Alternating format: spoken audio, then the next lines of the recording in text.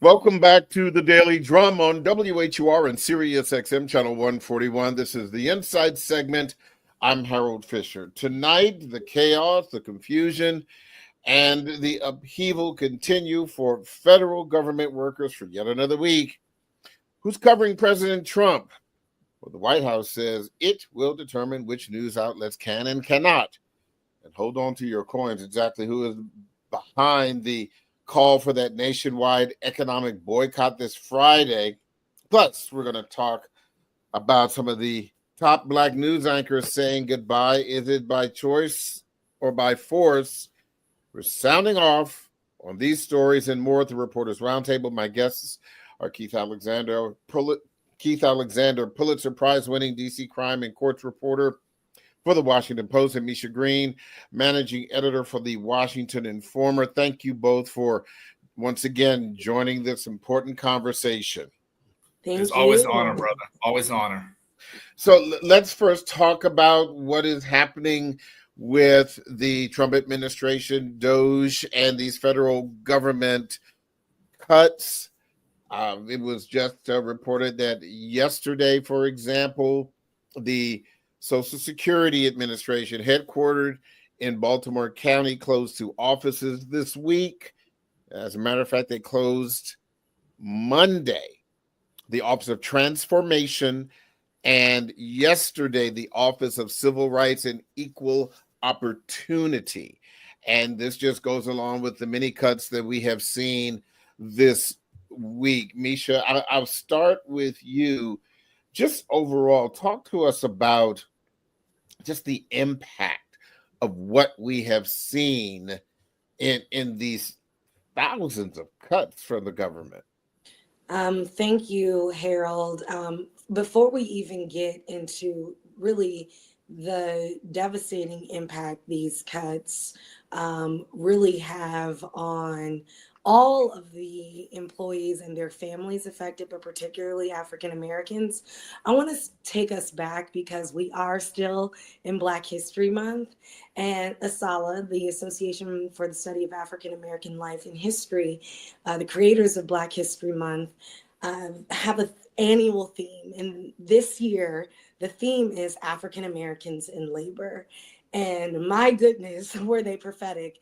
Not only because they had no idea that last summer the current president would be talking about Black jobs, but because certainly we have to know our history and what folks did to really fight for rights to work and to have the rights that all employees are owed and deserve. And so I have been editing and writing story after story about the contributions of African American laborers and labor advocates who fought for people in times such as these. And so I want to uplift the ancestors, A. Philip Randolph, Bayard Rustin, Mary McLeod Bethune, and those who did that. And so, as we say, we need that Sankofa looking back in order to move forward and say, hey, we've been here before. And unfortunately, these federal workers have a lot at stake. Not only the folks who have lost jobs and are now searching for employment and health care and food on the tables for themselves and their families, but it's also those people who are walking on eggshells every single day and don't know if they'll have a job in the next hour. And so, I really appreciate these organizations who are banding together, the Legal Defense Fund, National Urban League, and folks who are saying, hey, nah, we're not going to take this, sitting down. We're actually taking names, taking numbers, and filing lawsuits in order to make sure these federal employees have their voices heard and are their just rights. Keith? Yeah, also, what Misha said is right on point, but also keep in mind, especially for your listeners, that a majority of the federal workers who are being affected are African American. Yep. That the government provided jobs when private sector would not. When private companies, businesses would not open the doors to African Americans, the federal government did so. And we have generations upon generations who followed each other into the federal government, who built middle-class homes, put themselves and the kids through college, and on the backs of these federal jobs. And now to have this threat. And for a lot of these people, yes, a lot of jobs have been lost, but for others who are still remaining, they are living with a constant threat and a daily dose of anxiety as to what's next, as to will my job be, will I get an email tomorrow to justify my job, and what that's going to do to an already stressful work environment for a lot of people who are dealing with high blood pressure, who are dealing with physical ailments as a result. And then now you add this on. It's a very troubling time. And yes, a lot of these people are going to court or lawsuits over these job losses. But once they go to court, that's another year-long process. That's going to take a while. So in the meantime, these jobs have been put on hold or been terminated until a court decision is made. So this is going to be a very challenging time, particularly here within the DMV. And churches are trying to step up. Neighborhood associations are trying to step up. It's a very troubling time here in the DMV. One of the things that I find really fascinating with all of this, when you look more broadly, is that Republican lawmakers are starting to feel the heat, and those who may not necessarily be in electoral danger, the senators, have been speaking up, but a lot of the members of Congress have been catching it in red states. And one of the things that has been said, well, these are Democratic or organizational plants, and you can drink that Kool-Aid if you want, Misha, but I think this is one of those find out moments for these federal legislators who are finding that even their members who voted, members of their congressional districts who voted for Donald Trump, they are feeling the heat too, because in some of these meetings that we've seen on TV, there aren't any people of color there. Absolutely. I mean, I think there will be so many instances in the next 4 years where folks will say, oh, this is what they were warning me about. We've seen it in the first month. We saw it in the first day. And I've heard a lot of folks who were supporting the president initially using the term they feel betrayed, a sense of betrayal. But these are promises that he made. Thank you. That's exactly right. That's exactly what I was going to say. This was his campaign. This is what he built his campaign on. This is what he built his campaign on. And, there was a lot of reporting, I know specifically because I was editing pieces, at least in the Black press, and where we were talking to folks, congressional leaders really on both sides, again, who didn't have a lot at stake in terms of the Republicans, who were saying that this is not going to just be an issue that affects one community. It will be a nationwide issue. And because it's the nature of us being in the United States, it'll affect the world. But let's be clear, as Keith said before, no, there's not a lot of African Americans in some of these rooms, but the people who are going to feel it the most, and particularly here in the DMV, are African Americans. And it's really, really unfortunate with all the other disparities that we face. And so I think it's really, really critical that some of these conversations about what's happening also includes ways to address these coexisting issues and challenges that we've been having for years, such as healthcare, economic disparities, educational disparities. Keith, I want to start with you on this really critical issue. Certainly, we know that the Associated Press was tossed out of its in-person coverage of the Oval Office, Air Force One, the White House, because they refuse to use the term Gulf of America. The Huffington Post has now been excluded. And what we are beginning to see over the past couple of weeks is the inclusion of right-wing and or presidentially supporting, I wouldn't even necessarily call them journalists, but certainly media outlets. You've been doing this for a really long time. My goodness, what do you make of it?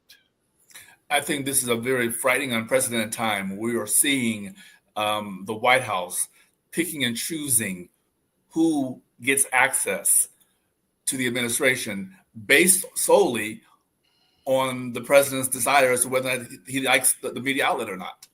And that's so he's basically going to shut out those media outlets who he feels are not covering him the way he wants to be covered, in a positive manner, if you will. Unprecedented. And this is a very frightening time, and not just because I'm a journalist, but as a taxpayer, as an American citizen, we all should be concerned about this. That you have somebody who is basically saying, I don't necessarily want impartiality, I want positivity in the coverage. I don't want fairness, I want you to make me look good. And that's pretty much what he is trying to do about picking and choosing. As to who's going to cover the administration. The Associated Press is trying to fight this in federal court. This is going to take a while to see what happens with this lawsuit. I mean, it is amazing now that we're now seeing all these initiatives done by the White House, and a lot of things are now ending up in the courts and in front of judges who Trump has appointed. This case in front of the Associated Press is in front of a Trump appointed judge. So it is it's a sad time, and I want to make sure your listeners and your viewers are aware that this is more than just an issue for journalists. This is an issue for you as an American citizen who is trying to get unfiltered, fair, and accurate coverage of what's going on in the largest office in America. And now we might not even have that access, basically because he can choose who he wants to cover his office. Unprecedented. Misha, your thoughts about it? First of all, I have to say, amen, Pastor Alexander. Can we get a love offering? Yeah. Is there one? Is there one? Is there one?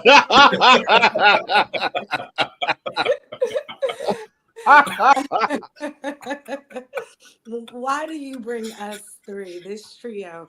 No, but Keith, so well said.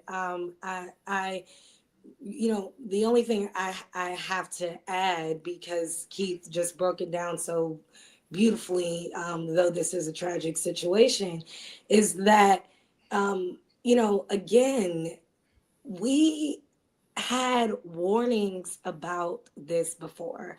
In the first administration, Donald Trump was not at all transparent, barred the press in many ways, and we started having conversations about freedom of the press in a way that I had never experienced as a journalist at the time. And so we had John McCain who was saying this is dangerous and speaking out against President Trump then in his first administration, saying, if you bar the press, you are becoming a dictator.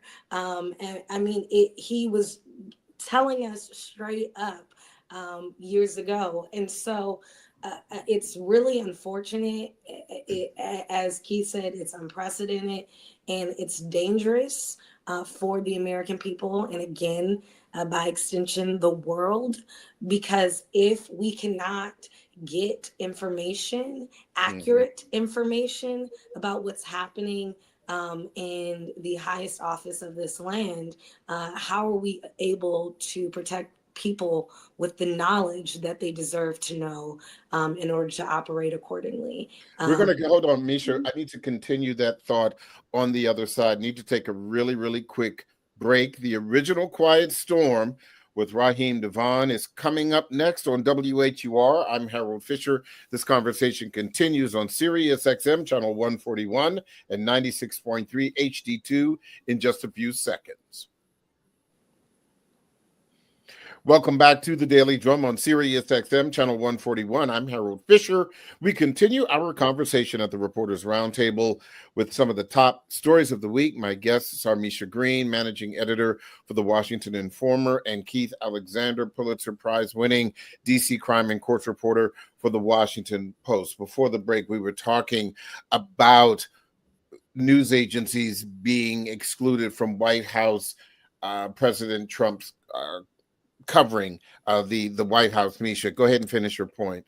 Yeah, no, I was just saying we are in a place where it is really dangerous for the American people and as I said earlier, by extension, the world, simply because if we cannot get information and be able to disseminate it to the folks from the highest office in this land, it will not allow folks to be armed with the proper knowledge to operate accordingly. It's really, really dangerous. And I mean, let's think about COVID-19 and a lot of that information that we didn't have, that if we could have had it in the early stages in late 2019 and early 2020, we could have been properly armed. And so, I mean, that was a situation that unfortunately we lost so many people to.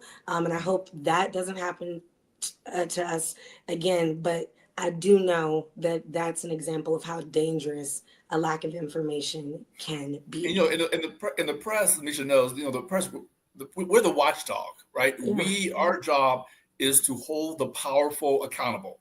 Yeah. That's our job. Our job is to ask those tough questions and to be a voice for the voiceless, to be a voice for, you know, men and women and people out there who can't ask the president questions. That's our job.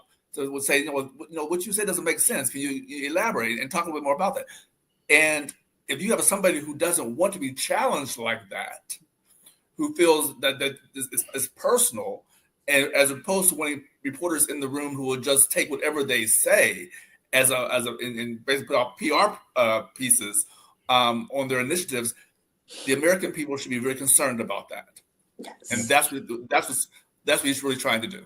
Yeah. I do want to talk a little bit more about what we've seen over the past week as it relates to one specific media outlet, MSNBC, where Joy Reid of MSNBC fame has been let go, but there were some others that have also been let go or who are transitioning.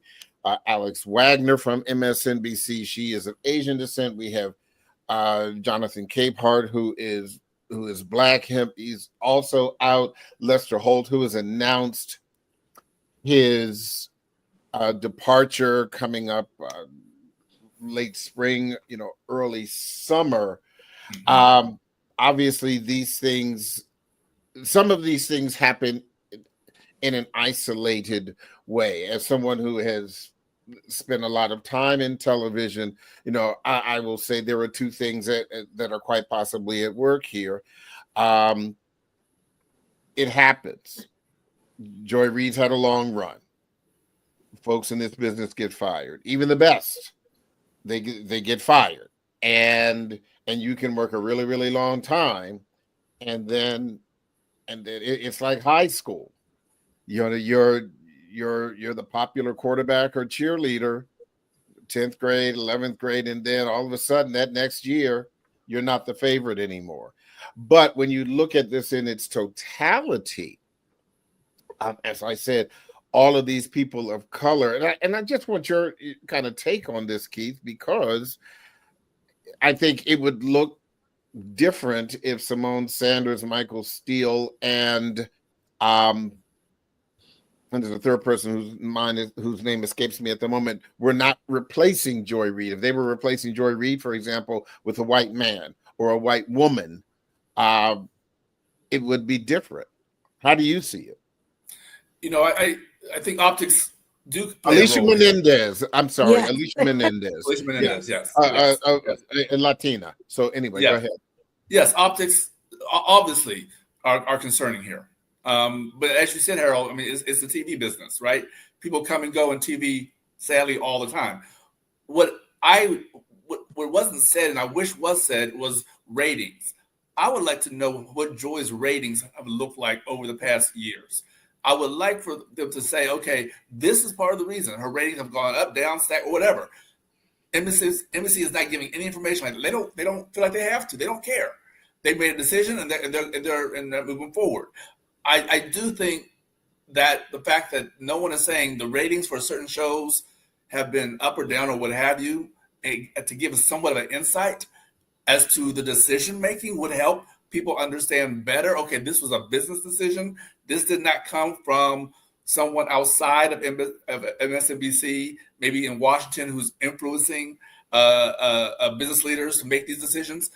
We just don't know. And MSNBC has not come forward to say, well, this is why we made the decision we made. And I think the fact that people don't have the information, they're speculating. Yeah. And the speculation is what's causing the concern and the rumors and the anger and the outcry. Yeah. But I really do think if there's information out there that MSNBC has that shows about their ratings, that would help explain a little bit, as you said, Errol, as to why these business decisions were made. But I don't think we're going to get that information. And there has been some reporting, although no official word from MSNBC, but there had been some reporting over the past couple of years that her ratings were not the best. But again, it's an argument certainly can be made that you're still for nighttime news shows. I mean, there are only so many of those, and that you are still going to have a significant. You still are going to have a very significant audience. But that being said, Misha, there are still questions about why this decision was made now. Again, the optics. Yeah, the optics aren't great, and certainly hard ratings would help because they would be facts to support whatever is going on, right? Or not. But I think the optics, like you said, it goes way back. We remember when Mika and Joe met with Trump and post the election, there's been a lot of conversations about why was that meeting, what was that meeting really about, but it doesn't seem like they're going anywhere.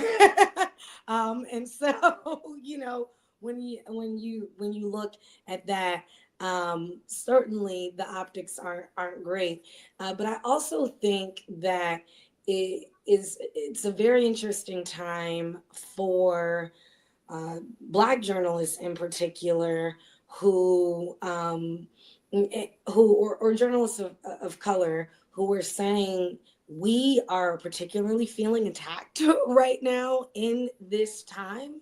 And we also see the danger ahead and the danger ever present and ahead.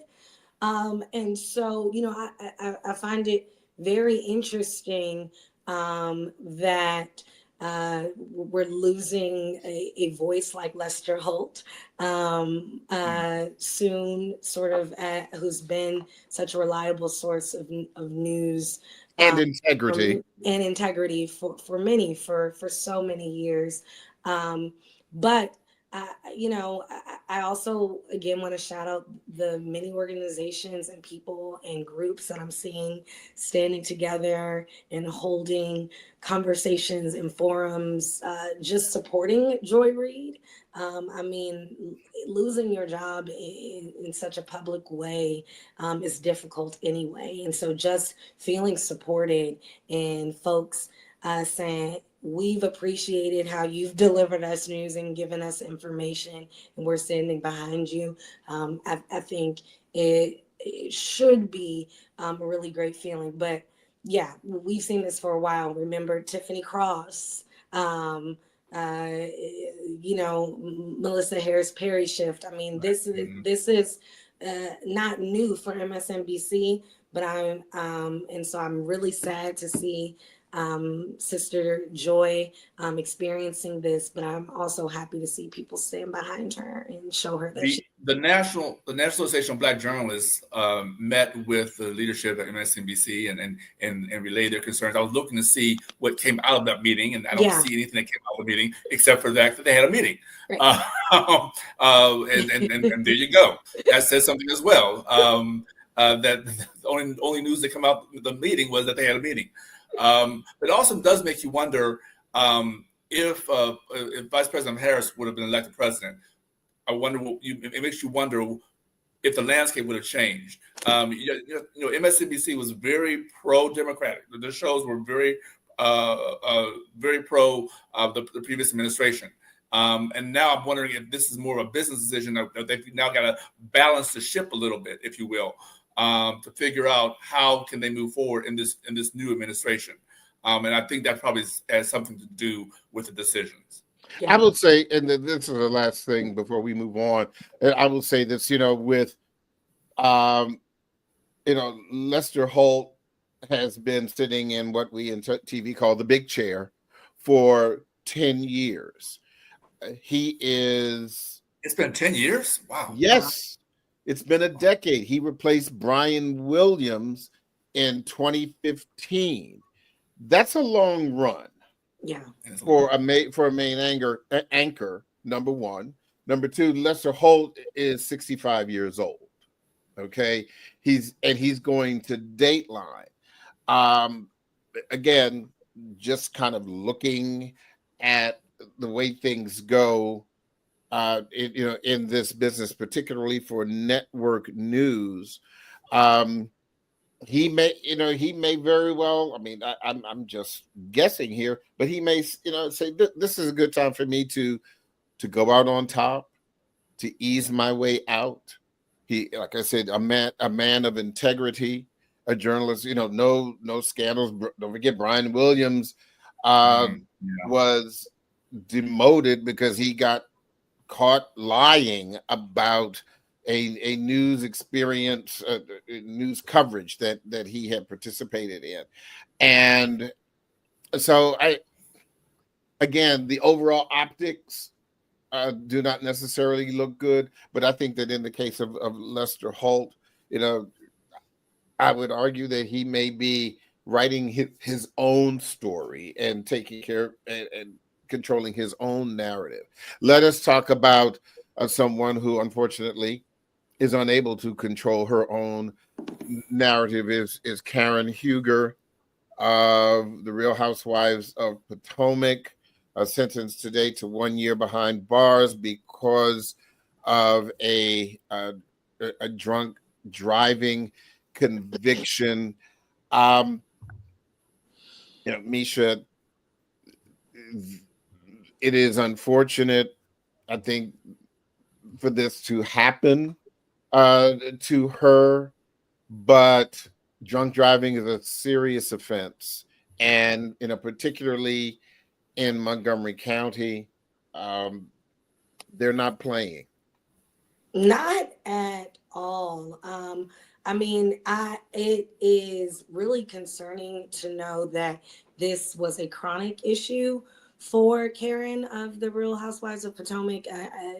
What's currently trending on X is 4 DUIs in relation to her.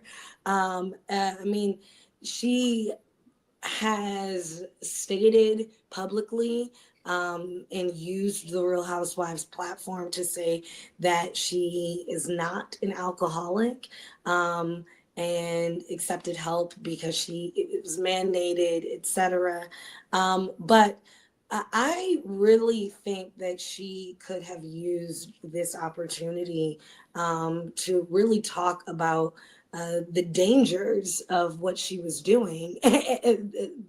Maybe you're not an alcoholic, but you are a chronic user of alcohol who then drives. And when we have Uber and Lyft and all of these ride services available, there is no excuse for the grande dame, as she's been so titled, to be getting behind the wheel and endangering other people's lives. It Yeah. is inexcusable. And In her own life. in her own life, in her own life. And so, she is about, I believe that she's starting her year sentence today. Mm-hmm.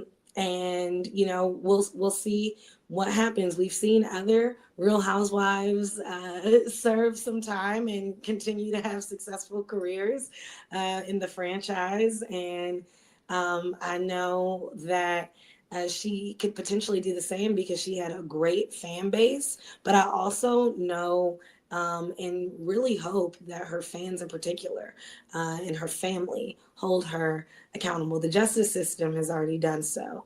Yeah. But Well, Go ahead, Keith. I think this is probably the best thing that happened to that franchise, to that show, because there are people who never heard that show, Real Housewives of Potomac, and I mean, sadly, this is good publicity for them. I had never heard this woman before seeing that video, and of her slurring and refusing the breathalyzer and saying, "Do you know who I am?" And things of that nature, and bringing in Andy Cohen's name and all of that at the time of her arrest. Yeah, I had never heard of this woman, so I think this is exactly what Bravo and Andy Cohen is going to capitalize on this for the franchise, and hopefully Karen will get some help. That's she obviously much needed. Yeah, and again, as I said, this happened in Montgomery County. The state has Noah's Law that was named after a Montgomery County police officer who was killed by a drunk driver in 2015. It requires the interlocking ignition devices as a result of that. And as I said, and I said, Montgomery County doesn't play. No, but the state of Maryland doesn't play. And drunk driving is a very serious offense. It's a very, very serious offense. And law enforcement across the country, but let's just stick to where this happened. The Maryland State Police, state legislators, they've been saying for years, we told y'all, don't do it. Cut it out. Get help. Use Uber or some other kind of ride sharing, device. You don't have to do this. And hopefully that she will come out of this as an advocate for safer driving, clean driving, and the like. But we'll have to kind of see how that plays out. It will be interesting to see on the future episodes when she returns, because she'll definitely return. Oh yeah, those little gatherings. This would be great alcohol TV in front of her. Yeah, this will definitely be. Yes, well, no, but also, I mean, it really comes down to whether or not they'll be drinking alcohol in front of her, around her, and just how alcohol is seen on the set with these women, because the show can really help her, or it could cause her to even fall further behind. And I those of you who watch that show, I hope that you all pay attention to that, just how alcohol is used on a set once she returns. Yeah, I think you make a really, really good point, Keith, something I did not think about. The Not at very, all. very, Keith, very forward you thinking. you might as well send your invoice to Bravo now because they will be taking that for a storyline. And I don't watch I'm the good. show. No, Right. I don't watch the show, but really, I do know about the Real Housewives franchise is that alcohol tends to be a very large part of it. You know, there's drinks thrown, and obviously a lot of gatherings around alcohol. So, really great point, Keith, and just sending her hope for help in the meantime. Yeah. Let me talk about this upcoming economic blackout. It's supposed to happen in 2 days on Friday, February 28th. Um, a little confusion as to who is actually doing this. I've had some friends send me some announcements about what it entails, but I still don't know who's organizing it.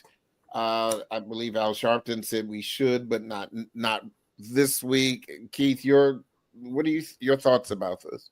Well, you would start with me because I'm just as confused as you. But I do know that in church on Sunday, I'm going to give a shout out to Ebenezer AME church. They talked about this. Apparently, the bishop talked about this at a press conference on President's Day, and they talked about the first target. Ironically enough, will be the Target store. The first source of the boycott will be the Target stores. And they talked about providing information to where customers who shop at Target can go elsewhere to buy, particularly the Black-owned products that Target had carried. They can go online and purchase these products. So I guess Target is the first store or first retailer that begins this Friday that they are boycotting. But like you, Harold, I've been getting text messages from people I haven't heard of in years. All of a sudden, they're texting me about this. And like you, I'm like, okay, there's more detail. How long was the boycott? What's next? I mean, there's multiple stores out there. Why is Target the first? I still don't understand why that is, but this seems to be a very organized effort within the Black community to basically make their voices heard. Yeah, it makes me wonder, Misha, whether or not that is going to have an impact. I keep going all the way back to the Million Man March back in 1990s, where, of course, Black men did not go to work. They either stayed home or went to DC. I was a TV reporter in Columbus, Ohio. I did not work that day. I stayed home. I know the city kind of have shut down and there were other cities that were more impacted. But do you think that something like this is really going to work, or is it more symbolic? I think it's a bit of both. I think the hope is that it works, but certainly I think that people are grabbing at the tools and resources that we've had before and hoping that something shakes. I do know that I believe the People's Union is the organization that is organizing this blackout on February 28th. And that, social media has really been the key in getting their effort out there. But as you all have said, I've also received 40 text messages with different lists and different colors and different organizations telling me where to boycott. And what I do know is that at least folks are talking about it. People are aware, and it's causing at least some conversation in the Black community, which might mean some action. We know that our dollars are very valuable to corporations and certainly Target. I do know that Pastor Jamal Bryant is encouraging a 40-day Lenten fast of Target. And so, of course, Lent is the 40 days, is the season for the 40 days and 40 nights leading to Easter. Come on, Deaconess. Yeah, you Deaconess know, Green. look, well, we have been in church today. Today. No. Preach it, Sister Green. Is there another one? Yes. Is there? Obviously, there is. Come on, I'll walk down with you. So, yeah, I think you do. We'll have to see what happens in the days after Friday. I did in these last 3 minutes wanted to kind of give you the floor, Misha, because we need to talk about the 60th anniversary of the Washington Informer. What you're working on, the celebration. I'll let you kind of wrap up this Reporters Roundtable discussion. Go right ahead, please. So, yes, we are celebrating the 60th anniversary of the Washington Informer, which has been fearlessly telling news that everyone can use about the African American community, not only in the DMV region, but really nationwide. And so this is a huge celebration. Our theme is legacy, culture, and vision. Our fearless publisher, Denise Rolark Barnes, took the mantle after her father, who really had a strong vision for the Washington Informer, and she has so beautifully and boldly continued his mission. And so we are celebrating Dr. Rolark's original vision, as well as the work that we continue to do. There's a lot of amazing, exciting things happening, but we're honoring 6 Black business owners here in the district who have also been truly legacy organizations here. And so we are going to be celebrating them and the wonderful work that they've been doing and the contributions they've had to the district. And it'll be Can you share like one or two of who these 6 are? Absolutely. Or is it a surprise? No, I absolutely can. I don't want to leave anybody out, so I'm gonna pull out my list. Go ahead, because you got a minute. Go ahead. But yeah, we have Lee's Flower Shop. We have Ben's Chili Bowl. Yes. We have Chuck Levins. We have Stefan Lockridge, who, the Lockridge family has done so much here in the district, but we're actually honoring him for his work at KIP. We have Cheryl Lofton of Lofton Tailors, as you all know, who have been doing great stuff, and Industrial Bank. I don't think I forgot anybody. I think that was all 6. That's a blackety black list. It really is. That's a blackety black list. MLK Library, you all. Oh, nice. The Martin Luther King Jr. Memorial Library on March 28th. It's a Friday evening affair. And this is the last week to get early bird tickets. So go on win60.com. I believe it's win60legacy.com, and make sure you get, win60legacy.com, and get your tickets.